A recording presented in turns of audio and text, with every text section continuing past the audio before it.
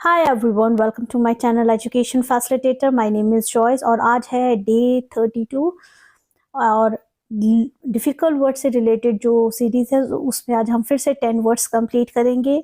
आप यहाँ पे देख सकते हैं कुछ इम्पॉर्टेंट एग्ज़ाम हैं जिसमें ये तरह के इस डिक्शनरी से वर्ड्स आते हैं। तो without wasting time let's begin today's first word. तो अगर आप लोगों को वर्ड्स को लिटरली सीखना है तो आप लोग एक नोटबुक बनाइए जिसमें आप लिख करके इनके डिफ़िकल्ट वर्ड्स भी साथ के साथ लिखते जाइए और अपने आप से अगर आप एग्जांपल्स बनाते हैं तो आपको अच्छे से याद होंगे। वैसे मैं कोशिश करूँगी अपकमिंग डेज में कि मैं पीडीएफ प्रोवाइड करना शुरू करूँ आप लोगों को। फॉर दैट आप लोग हो सके तो टेलीग्राम चैनल से जुड़ते जाइए और मैं यहाँ से रिलेटेड जो भी वीडियोज़ है वो मैं उस पर भी डालना शुरू कर रही हूँ। तो आप लोगों को वहाँ पे भी मिल जाएंगे सारे जो भी वीडियोस होंगे अब जो आने वाले टाइम में वो आपको टेलीग्राम ग्रुप में मिलेंगे।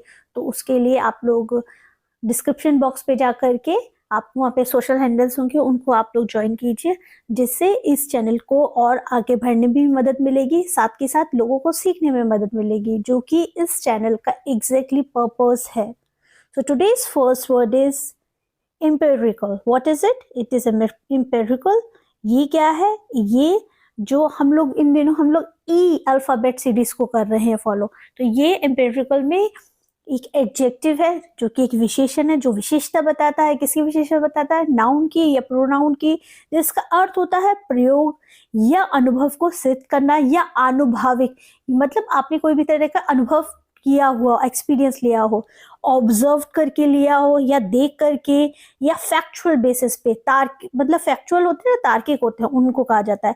एक्चुअली जो रियल हो वो सब किस में आ जाएगा? एम्पिरिकल में आ जाएगा। तो हम इसको कैसे समझेंगे? इसको हम समझेंगे एग्जाम्पल के through. There is no empirical evidence to support his thesis.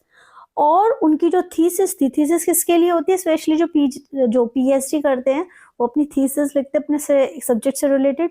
तो उनके जो थीसिस थी उनको सपोर्ट करने के लिए कोई भी एक्सपीरियंस अनुभव नहीं है। आई बात समझ? आप सिंपल एग्जाम्पल्स बनाइए। मैंने तो यहाँ पे थोड़े वैसे तरह से एग्जाम्पल्स दिए जिससे आप लोगों को थोड़ी सी इंग्लिश इनरिचमेंट होने में मदद मिले। ओके, इनरिचमेंट मतलब बहुत अच्छे से आप लोग सीख सके, थोड़ी डिफिकल्ट भी सीखें। ऐसा नहीं है एकदम सिंपल सिंपल सिंपल से सीखें, और थोड़ा सा डिफिकल्ट भी सीखें, क्योंकि गवर्नमेंट एग्जाम कभी भी एकदम उस वे पे नहीं आता है कि बहुत ही सिंपली आए, थोड़ा डिफिकल्ट भी होता है। और अनसीन पैसेजेस में स्पेशली आपको इस तरह के वर्ड्स देखने को मिलेंगे। Now let's learn through another example. His theory is inconsistent with the empirical evidence. और जो उनकी जो सिद्धांत है वो किस तरह का है? इनकंसिस्टेंट है। मतलब क्या? वो कंसिस्टेंट नहीं है, असंगत है। विद द empirical एविडेंस, अनुभव से अनुभव जो भी है उसमें उसमें वो पूरी तरह से नहीं है, मतलब इनएक्सपीरियंस्ड हो गई, if I am not wrong. इस तरह से आप सीखिए किसका? empirical का यूज। एम्यूलेट। एम्यूलेट क्या होता है? ये एक वर्ब है। देखिए मैंने एक वीडियो बनाया है अभी अभी रिसेंटली, आप देखेंगे अगर आप चैनल पे जाएंगे तो उसमें मिलेगा syllable. What is the exact mean of syllable? क्योंकि स्लेबल को मैंने बहुत ही सिंपली वे में वहाँ पे भी डिफाइन किया हुआ है कि स्लेबल होता क्या है। तो आप उस वीडियो को भी ज़रूर देखिएगा। उससे आपको क्या मदद मिलेगी? उससे आपको ये मदद मिलेगी कि कोई भी डिफिकल्ट वर्ड होता है, क्योंकि syllable is a part of a word, तो उसको अगर आप डिफिकल्ट वर्ड को आसान करना हो तो स्लेबल के थ्रू हम बहुत आसानी से सीख सकते हैं। तो आप लोग उस वीडियो को भी जाकर के ज़रूर देखिए, और इंग्लिश लिटरेचर से रिलेटेड भी वीडियो डाला हुआ है। अदरवाइज कुछ लिंक्स दिए हुए हैं मैंने, तो आप देख सकते हैं। होपफुली आपके लिए मददगार हो। तो एम्यूलेट क्या होता है? ये एक वर्ब होता है जिसका मतलब होता है अनुकरण करना। अनुकरण का मतलब क्या होता है? किसी की नकल करना या किसी की बराबरी करना। कोई कंपटीशन कर रहे हैं हम उसको बोलेंगे imitate. As I have told you, नकल करने से हो जाता है कॉपी कर रहे हैं, मैच कर रहे हैं। मैच का मतलब क्या होता है? वो वाला मैच नहीं कर रहे हैं जिसमें खेला जा रहा है। मैच का मतलब ये अपने आप को किसी के साथ कंपेयर कर रहे हैं, बराबरी में देखने चाह रहे हैं, इक्वल कर रहे हैं। You must work hard to emulate your sister. और तुम्हें क्या करना चाहिए? तुम्हें मेहनत करनी चाहिए। वैसे तो मेरे हिसाब से मेहनत तो ज़रूर करनी चाहिए, कंपैरिजन नहीं करना चाहिए, जो मैं पर्सनली बिलीव करती हूँ। कंपैरिजन आपके पर्सनल मेंटल क्या कहते हैं आपको मेंटली अच्छा नहीं फील कराएगा अगर आप खुद को बहुत कंपेयर करेंगे। ना किसी को खुद से कंपेयर कीजिए और ना अपने आप को, क्योंकि आपके अंदर जो स्ट्रेंथ है ज़रूरी नहीं है वो सभी में हो, या आपकी वीकनेस है वो सभी में ज़रूरी नहीं है। तो अपनी स्ट्रेंथ को पहचानिए और अपनी वीकनेस पे अच्छे से वर्क कीजिए, which I believe. The building became the model of perfection that architects sought to emulate. और जो इमारत है, जो बिल्डिंग है, वो क्या बन गई है, एक तरह का मॉडल बन गई है। जैसे इमारतें होती है ना, ताजमहल ले लीजिए, रेड फोर्ट ले लीजिए, जामा मस्जिद, ये तो पुरानी पुरानी जो बिल्डिंग्स हैं वो क्या बन गई हैं, वो मॉडल बन गई हैं, जिसकी वजह से जो आर्किटेक्ट है सॉट टू एम्यूलेट। अब क्या करते हैं, जो आर्किटेक्ट्स होते हैं, जो बिल्डिंग्स वगैरह बनाते हैं, उनको आर्किटेक्ट ने क्या किया, आर्किटेक्ट ने उनको इवेल्युएट किया, मतलब उनको नकल करने की कोशिश करते हैं, या उन्होंने नकल करना चाहा। सीख का पास्ट टेंस होता है सॉट। सीख मतलब क्या होता है, खोजना, या किसी चीज को हम क्या करते हैं, सीख की बात कर रही हूँ क्योंकि सॉट लिखा हुआ है, अनुकरण करना चाह। Okay, so the next word is it is called encroach. What is it, encroach. ये क्या है, वर्ब है। कोई भी डिफिकल्ट मीनिंग हो तो उसको सिंपली वे में आप पार्ट करके उसको सीख सकते हैं। ये एक वर्ब है जिसका अर्थ होता है उल्लंघन करना या तोड़ना, या किसी चीज को मना करते हैं ना, उस चीज में अतिक्रमण करना, डिस्टर्ब कर रहे हैं या इंटरफेयर करना। ओके, इंटरफेयर मतलब दो लोग बात कर रहे हो बीच में इंटरप्ट कर देते हो उसको। डिस्टर्ब, इनफ्रेंच, वायलेट, ये सब किसके सिमिलर वर्ड्स है, इंक्रोच की वर्ड है। अब देखिए यहाँ पे इंक्रोच, और यहाँ पे हम इन वर्ड्स को तो यूजली यूज कर लेते पर इंक्रोच को तो यूज नहीं करते, इसलिए ये जो word power made easy dictionary है ये इतनी इंपॉर्टेंट है। और आप देखिए, आप अगर आप लोगों को नॉलेज नहीं हो तो आप एक बार गूगल पे डाल के देख लीजिएगा what is the exact importance of word power made easy dictionary. She has no right to encroach on my time.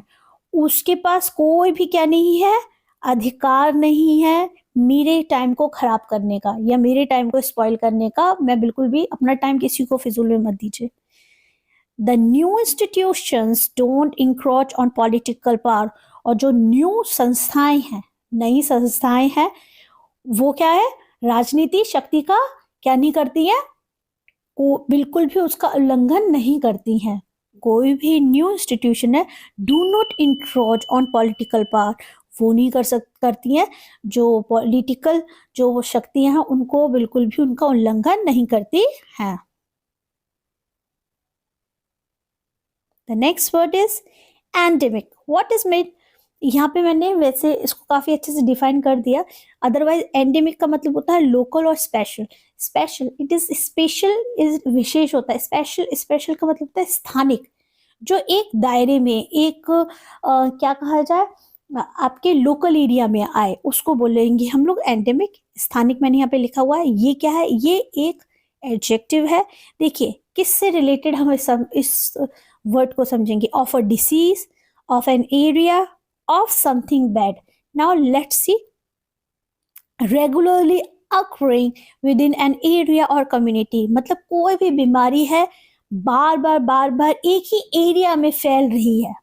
देखिए वो पेंडेमिक था, जो कोविड था वो पेंडेमिक था, वो हर जगह फैल रहा था, वो इतना ज्यादा घातक था। लेकिन एंडेमिक क्या होता है, ये एक ही एरिया में, लोकल एरिया में फैलती है और बार बार हो रही होती है और कम्युनिटी में, ठीक है, तो उसको हम एंडेमिक बोलेंगे। Of an area in which a particular disease is regularly found, जैसे मैंने आपको बता दिया, कोई भी एक ही जगह में पाई जाने वाली बीमारी को हम एंडेमिक में कंसीडर करेंगे। Of something that regularly found among particularly people और in a certain area, similar meaning यही होगा, मतलब स्थानिक, एक ही जगह में, लोकल एरिया में होने वाली प्रॉब्लम्स में, स्पेशली बीमारी के लिए होता है, तो आप ध्यान देखिए दीजिएगा, ठीक है। Like malaria is endemic in many hot countries, जो मलेरिया बीमारी है जो मच्छरों के काटने से होती है, वो कहाँ पे होती है ज़्यादातर? गर्म देशों में स्थानिक है, मतलब जहाँ पे थोड़ी गर्मी ज़्यादा होती है वहाँ पे। हमारे इंडिया में मलेरिया पाया जाता है क्योंकि हमारा देश पूरा कोल्ड तो है नहीं कि बहुत ठंडा ही हो ऑल टाइम। ठंड बहुत ज़्यादा है, स्पेशली यूपी साइड में तो ठंड में काफ़ी ठंड होती है और गर्मी में बहुत गर्मी भी होती है। Corruption is endemic in the system, और जो भ्रष्टाचार है वो क्या है? वो एंडेमिक है, जो सिस्टम है उसमें एक तरह से क्या कहा जाए, व्यवस्था में ही है, वो कहीं बाहर नहीं है। अगर करप्शन हो रहा है तो एक ही एरिया में ही हो रहा है। मैं पर्सनली इस चीज़ को कह सकती हूँ और ये मैंने खुद एक्सपीरियंस किया है कि करप्शन कितनी बुरी तरह से है और होता है। और जो लोग ज़्यादा क्या कहते हैं अवेयर नहीं होते हैं वो विक्टिम बनते हैं इस तरह के करप्शन का, which is extremely extremely wrong. और we should be aware, what I'm trying to say, we should be aware, we should know about our rights, we should be aware about our duties towards the country, as well as we should know whosoever is presenting the rule and regulation, we should know about everything. So what I'm trying to say, हमारे अंदर बहुत ही जागरूकता की ज़रूरत है, victim बनने की ज़रूरत नहीं, पर आपको अपने अधिकारों के लिए प्रति जागरूक होने की ज़रूरत है। So the next word is innovate. What is it? Innovate. Uh-uh. Innovate ये क्या है? ये एक वर्ब है जिसका अर्थ होता है कमजोर या ढीला होना। एग्जॉस्ट, एग्जॉस्ट मतलब बहुत काम करते करते मेंटली फिजिकली एग्जॉस्ट हो जाते हैं। फीबल मतलब होता है कमजोर होना। टायर मतलब थक जाना। वीक मतलब कमजोर। फटीग, फटीग का मतलब होता है थकावट हो जाना। वियरी सिमिलर मीनिंग हो जाता है। ये सब इसकी सिमिलर मीनिंग है। आपने देखा एक इनोवेट से कितने आपको मीनिंग समझ में आए, क्योंकि ये हमारी सिंपल ये मीनिंग हम जिनको बहुत अच्छे से जानते हैं, पर इनोवेट का मतलब भी यही होता है। She was innovated by the luxury of palace life, और वो महल की विलासिता जो जीवन था उसमें रह रह करके क्या हो गई थी, वो बहुत थक गई थी। हाँ, कुछ कुछ लोग सच में थक जाते हैं ऐसी जगहों में। मीन्स खुश रहना ज़्यादा ज़रूरी है, आप कहीं पर भी रहें। Hot climate innovates people who are not used to it, और जो गर्म जो क्लाइमेट होता है या जलवायु होती है उन लोगों को क्या कर देती है, बहुत ही ज़्यादा थका देती है या हतोत्साहित कर देती है, जो उसके आदी नहीं होते हैं। मतलब अगर जो लोग बहुत ही ठंडे एरिया में रहते हैं और अगर उनको इस साइड में रहने को कह दिया जाए, हमारे जहाँ पे जहाँ पे ज़्यादा साउथ में चले जाए, अगर हम अपने इंडिया के, या इवन नॉर्थ में भी आ जाए, तो अगर जो लोग बहुत ठंडे में एरिया में रहते हैं तो उनको यहाँ पे जल्दी थकावट हो जाएगी। Okay, the next word is enfranchise. ये इनफ्रेंचाइज सर्वगेट, ये बहुत ही suffrage sorry enfranchise. Enfranchise specially मैंने हिस्ट्री में पढ़ा हुआ वर्ड है। इनफ्रेंचाइज क्या होता है? इनफ्रेंचाइज जो बिजनेस से रिलेटेड लोग हैं वो जानते हैं बहुत अच्छे से। ये एक एडजेक्टिव है, फर्स्ट ऑफ ऑल आपको पता होना चाहिए। ये क्या होता है? मताधिकार देना या मुक्त करने से है। इन फ्रेंचाइज का अर्थ होता है वोट देना, किसी चीज में अधिकार प्राप्त हो जिस चीज का आपको। Giving vote rights to, give the vote to, और ग्रांट सर्विस टू, मतलब कोई भी चीज के लिए आपको अधिकार प्राप्त होता है उसमें हम एनफ्रेंचाइज का यूज करते हैं। अब ये जो जो सफरेज मूवमेंट हुआ था, सफरेज मूवमेंट कहाँ से स्टार्ट हुआ था? ब्रिटेन में, जहाँ पे औरतों को अधिकार प्राप्त हुआ था वोट देने का। 1918 में स्टार्टिंग हुई थी इसकी। विमेन इन ब्रिटेन वो फर्स्ट इनफ्रेंचाइज्ड इन 1918, और जो ब्रिटेन की जो महिलाएं थी उनको पहली बार फर्स्ट टाइम वोट में अधिकार वोट देने के लिए अधिकार प्राप्त हुआ था। कहाँ पे प्राप्त हुआ था? 1918 में, जिसमें मैं बता चुकी हूँ। This legislation enfranchise many thousands of people, और इस कानून ने हजार लोगों को मताधिकार प्रदान किया। इसकी वजह से बहुत सारे लोगों ने अधिकार, जो वोट देने का अधिकार है उसका हक को प्राप्त किया। इन जेंडर, इन जेंडर मतलब क्या होता है? इसका अर्थ होता है वर्ब से पैदा करना और उत्पन्न होने से है, ठीक है। इसका अर्थ होता है cause, produce, create, generate, arouse. ये सब क्या है? ये सब इन जेंडर से रिलेटेड वर्ड है। इसका मतलब होता है कारण होना, उत्पन्न करना, क्रिएट करना, बनाने से है, जनरेट करने से, अराउज करने से है, ठीक है। It helps engender a sense of common humanity. और ये क्या मदद करता है? सेंस ऑफ ह्यूमैनिटी को, मतलब मानवता की भावना को उत्पन्न करने के लिए इंजेंडर मतलब क्या होता है? उत्पन्न करने में क्या करता है? मदद करता है। She will engender difficult questions. और वो क्या करेगी?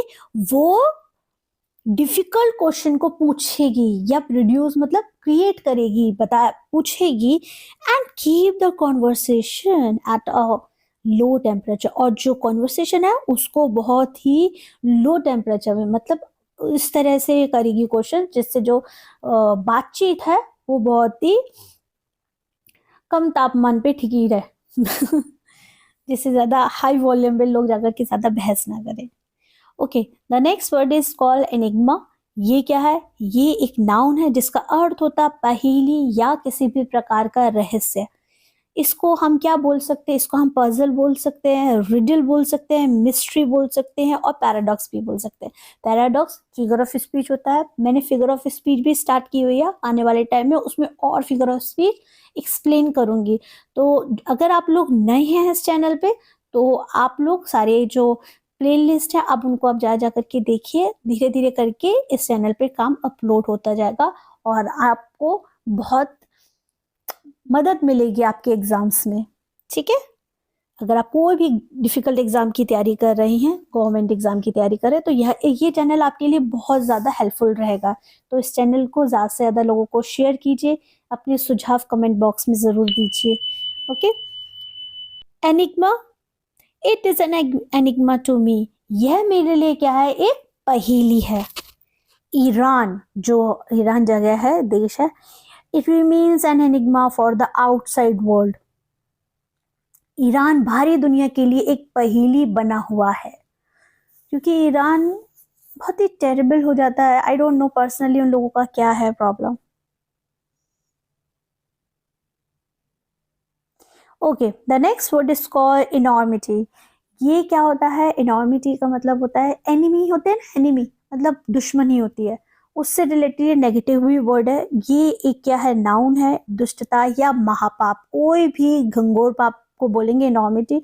विकेडनेस, किसी किसी के अंदर ऐसा होता है, आप देखेंगे देखने में लोग बहुत अच्छे दिखते हैं, लोग व्यवहारिक बहुत अच्छे होते हैं, सब लोग उनको बहुत अब मानते हैं क्योंकि उनकी पहचान बहुत पॉजिटिव लोगों में, लेकिन उनके अंदर दुष्टता होती है और कुछ कुछ लोग उस दुष्टता की वजह से सफर करते हैं। इवलनेस, दुष्टता जैसे कहा जाए, इसको बोलेंगे विशियसनेस, विशियसनेस, ओके, विशियसनेस। और ब्रूटैलिटी, ब्रूटैलिटी मतलब होता है क्रूरता। आई वॉज नम्ड, मैं बिल्कुल नम हो गया। By the enormity of the responsibility, और बहुत ढेर सारी जिम्मेदारियों को देख करके मैं क्या हो गया? बिल्कुल नम हो गया। जो ज्यादा अच्छे लोग होते हैं उनके ऊपर ढेर सारी जिम्मेदारी डाल दी जाती है I don't think you really realise the enormity of the problem. और मुझे नहीं लगता कि तुम्हें कभी एहसास होगा इस जो समस्या का, इसकी दुष्टता का तुम्हें कभी भी एहसास होगा कि कुछ भी कोई भी प्रॉब्लम हुई है, उसमें जितनी भी दुष्टता हुई है उसका तुम्हें कभी भी कोई एहसास होगा। ओके, और आज का लास्ट वर्ड है ephemeral. What is called ephemeral? ये क्या है? ये एक एडजेक्टिव है, अल्पकालिक, मतलब बहुत ही क्षण भंगुर, मतलब बिल्कुल अचानक से, अल्प आयु का, कम आयु का, टेम्पररी, जैसे मैंने बताया, short term, short lived. Juvenile, juvenile क्या होते हैं? जो कम एज के लोग होते हैं उनके लिए जुवेनाइल जेल्स भी होती हैं, ठीक है, इसलिए मैंने यहाँ पे स्पेशली लिखा भी है। हर success as a popular singer was ephemeral. जो उसकी जो सक्सेस थी, लोकप्रियता थी गाने की, वो बहुत ही कम समय के लिए थी। Fashion is by nature ephemeral. जो फैशन होता है वो कुछ ही समय के लिए होता है, आप कितने भी फैशनेबल बन जाइए पर कुछ समय तक के लिए एक फैशन टिकता है, फिर थोड़ा समय बाद दूसरा ट्रेंड फैशन का आ जाता है, फिर तीसरा ट्रेंड आ जाता है। और आजकल के टाइम पे तो आप देख सकते हो जो आज से कई साल पुराने वाले फैशन था अब फिर से दोबारा से वो फॉलो किए जाने लगा है। तो आज के लिए इतना ही। हमने आज फिर से 10 वर्ड सीखे। आप लोग सोशल हैंडल्स को फॉलो ज़रूर कीजिए। मैं टेलीग्राम पे वीडियोस अब ये वाले जो भी मैं करा रही हूँ डेली बेसिस पे वो मैं ज़रूर शेयर करूँगी उस पर। और कोशिश करूँगी कि मैं PDF भी आप लोगों को कुछ टाइम के बाद प्रोवाइड कराने लग जाऊँ। अगर वीडियो नहीं आ पाता तो या तो मेरी तबीयत ठीक नहीं होती या कोई अर्जेंट काम आ जाता है इस वजह से नहीं आता, पर मैं कोशिश करूँगी कि मैं डेली वीडियोस डालूँ। और वीडियो को लाइक शेयर सब्सक्राइब कीजिएगा। और वीडियो को पूरा देखने के लिए thank you so much. Have a nice day.